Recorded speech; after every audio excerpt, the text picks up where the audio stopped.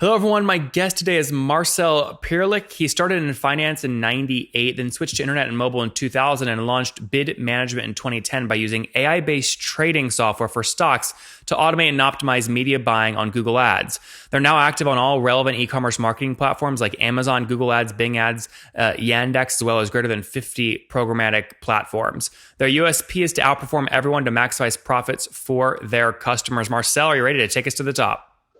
Yes. All right. Looking forward. Thank you. First question I have for you that, people hate the ad tax in this space. So let me ask you, if I put $1 through your platform, what percent actually gets spent versus what you keep? We charge a fixed license fee. So we have more like a SaaS model typically. So we typically keep like 3% of the ad spend. Okay. So if I put $1 through, you're keeping 3 cents. Yes. Okay. Not horrible. Okay. Not great, but not horrible, right? That's probably, is that better than your competitors? I hope so. I mean, the price transparency in this industry isn't that great, and we try to kind of, let's say, change that by making it very, first of all, low cost, and of course, like with a very clear percentage, easy to understand. Yeah. So what's the average kind of customer pay you per month? You said you have kind of SaaS-based pricing. Yes, that's a tricky question because we have a, let's say, very wide range. We have customers, especially if you look at Google, where we manage customers' accounts ranging from something about like $2,000 a month up to $5 million a month. So you can see a very wide span there already. And just to be clear, that's the ad spend they put through your platform, not the SaaS pricing you charge. I'm asking about the SaaS pricing you charge. On average, what do people pay for that per month? Exactly. So the minimum fee is €400. Okay.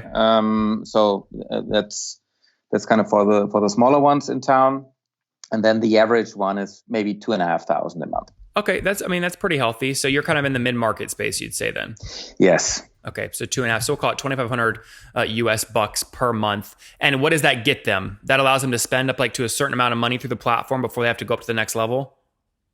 No, not really. Actually, they can spend whatever they like, and since we have a percentage, of course, our revenue goes up with whatever they spend. They will only spend more if we are profitable. So if we manage their ad spend in a profitable way. So it's kind of an incentive already that we have for ourselves to let's say get most of the customers' profits for them. Okay, but just to be clear, the $2,500 per month on average, that's a flat fee, and then there's another 3% on top of that. No, that's not a flat fee. That's the result of the percentage fee that we charge on the ad spend. Okay, so this is not a SaaS business, then it's a transaction percent business. Depends on how you look at it. Well, one is a percent of transaction, and one is a flat SaaS-based fee. We have the lower end, we charge a $3.99 fee. So let's say for customers spending less than $15,000 roundabout in ad spend, it's a flat fee, but the rest is then percentage based. Okay. Yeah. So if the average is the customer is paying you $2,500 per month, and that's 3%, we can multiply that times 33 and say that customer is putting through about $82,000 through you per month. Yes. Something like that. That would be the average customer. Yeah. Exactly. Okay. That's why helpful. I mean, we have a very wide range of money that we manage. And of course, I mean, if we manage larger budgets, that means more stress for the platform, and therefore we have a percentage-based pricing. Yeah, that makes sense to me. Put this on a timeline for me. When did you launch the company? In 2010. 2010. Actually, 3 days before New Year's Eve, 2010, 2011. Oh, very good. And walk me through some of the other elements here. So bootstrapped, or have you raised capital? We started bootstrapped, and then when we got in first customers and thought that we have a viable business model, we went for some venture capital, which was a long journey because we didn't have any network. And back in Germany, like 8 years ago, it was very, very tricky to get in touch with VCs, especially the German VC culture is not even close to what it is in the US. So how much have you raised today? We have raised 1.5 million so far. Okay. And you mentioned you started looking at this kind of after you got your kind of first customers on. How many customers are you at today? We are at 250 customers at the moment. 250? Yes. Okay, that's healthy. I cut you off. Are you raising additional funding? Not at the moment. We're at the moment, we started with Amazon, optimizing Amazon, which is kind of the new ad space that everybody is rushing to. And our platform is optimizing customers for Amazon as well.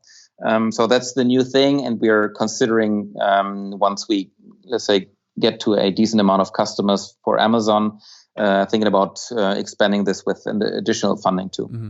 And Marcel, just to be clear, I mean, if you've got 250 customers at the, what'd you say, $2,500 per month kind of price point on average to you, I mean, that puts you at $625,000 a month, about that in revenue. Is that accurate? No. Okay. And so which of those two numbers that I'm multiplying is wrong? It's let's say it comes from the wide range of customers that we have. If you look at our smallest customers, which spend like maybe $2,000, $3,000 a month in ad spend, up to 2 million of this. I think our biggest customers even spending 5 million a month, depending on the month. We have a lot of seasonality in our business. So, for example, during Christmas time, people are spending a lot more. During summertime, that it goes down. And it's not averaging out during the year. So we really have lots of seasonalities. And some customers even only spend money, let's say, during their particular season. So that really is very volatile. Like I said, the tricky point is also that, let's say, when I give you this kind of average fee, it also depends on which customer segment you're looking at. Yeah. So also help make this clear then. So like last month, how much was processed through your system? And obviously we can multiply by 3% to understand how much you kept. Last month should be around 10 million. Okay. About 10 million. So that would mean what you guys did 300,000. Roundabout, exactly. Yeah, that's great. Okay, good. So if I take that 300,000 and obviously divide that by 250 customers, the average is 1,200 per month per customer versus 2,500. If you do the math exactly like this, yes. Yeah, but like I said, it doesn't reflect our customers. Well, because it's seasonal. Yeah. Yeah, this isn't, by the way, I don't think this is a SaaS platform. Like, I mean, I'm just going to say what it is, because it's not like predictable and recurring and stacking. Like you even said, it's lumpy, it's seasonal. These are all, the reason SaaS is because it's predictable and stacking, right? This is opposite of that. Yeah, let's say a certain degree of it is predictable. And I agree, it's not a, let's say, pure SaaS business model wise. But since we have this kind of, let's say, a minimum fee, which is, let's say, let's call it the downside protection that we have, it is predictable to that extent. Mm-hmm. Well, let me ask you different. You're completely right. You cannot predict the upside of Sure. Course. Let me ask you a different question. What are you growing at year over year revenue? Around about 20%. Okay, so if you're doing, call it 300 grand today, maybe you're doing what, like 250, something like that, about a year ago this month? Yes. Okay, and if you, because you have lumpiness in each month, mm-hmm. but maybe it's more steady year to year. In 2017, what was total volume through your platform? Total volume, maybe 80 million. Okay. And what do you think that'll be this year? I hope it will be around 120 million. Okay, about 120 million. Yeah. Okay, yes. So that would put your revenue at 3% of that. So call it 3 to 3.2 million, something like that.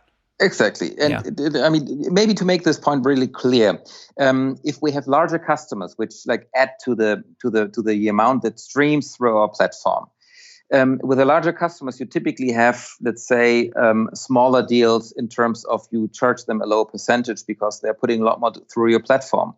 Whereas if you have smaller customers who maybe spend $100,000 per year through your platform, you charge them a higher percentage. So if you put 120 million through your platform, totally. If you put 120 million bucks through your platform this year, what do you forecast revenue will be? I guess it will be around 2.5 million. Okay, got it. So it will be way larger, way smaller than the 3%. Yeah. But you're absolutely right. That makes it pretty unpredictable in certain terms, especially regarding the upside. The only thing that we can predict is, let's say, that we will not go under a certain amount, but that is not even close to what we are actually making then. And that makes it very, very, let's say, tricky to predict. Yeah, absolutely right. That's good. I get that. Totally understand that. Talk to me about customer growth. What are you paying to acquire a new customer? Of course, that also depends on the country that we are looking at. The US customers are typically larger, but way more expensive to acquire. German customers are, let's say, we have cheaper labor costs. Because we are a German company, it's easy to acquire them. So let's put it in the range of $600 to $1,000 per customer for Germany, and I would say we can double this for the US. And then, so what your payback period is anywhere between kind of 2 and 4 months? Yeah, exactly. It really depends on which kind of customer we are getting. I mean, and this is really, again, the unpredictability of the business. You have customers which spend $100,000, which are already big if they spend $100,000 in advertising. At the same time, you have to spend the same amount of time in a customer who spends like $1 million a month. Yep. And what's your team size today? How many people? We are 25 people in Berlin, and we have one person also in the US at the moment, and we are trying to expand this. That's great. Very good, Marcel. I like it. Let's wrap up here with the famous 5. Number 1, what's your favorite business book? Predictable Revenue, to be honest. Yeah, that's funny. Okay, now number 2, is there a CEO you're following or studying? Not really. I mean, I'm looking at let's say the large ones like Jeff Bezos, Elon Musk, and the likes one, but only to inspire me in certain aspects of their business. Mm-hmm. Number 3, what's your favorite online tool for building the business?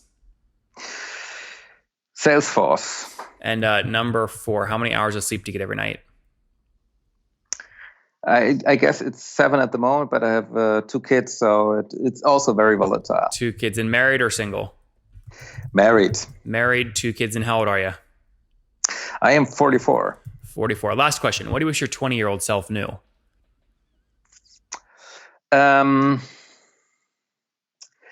Be flexible.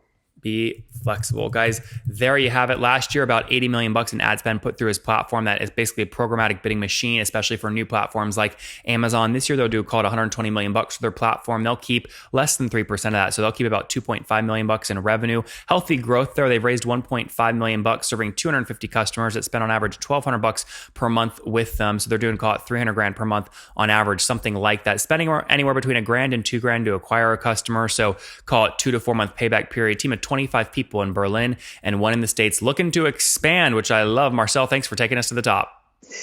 Thank you, Nathan. Thanks a lot.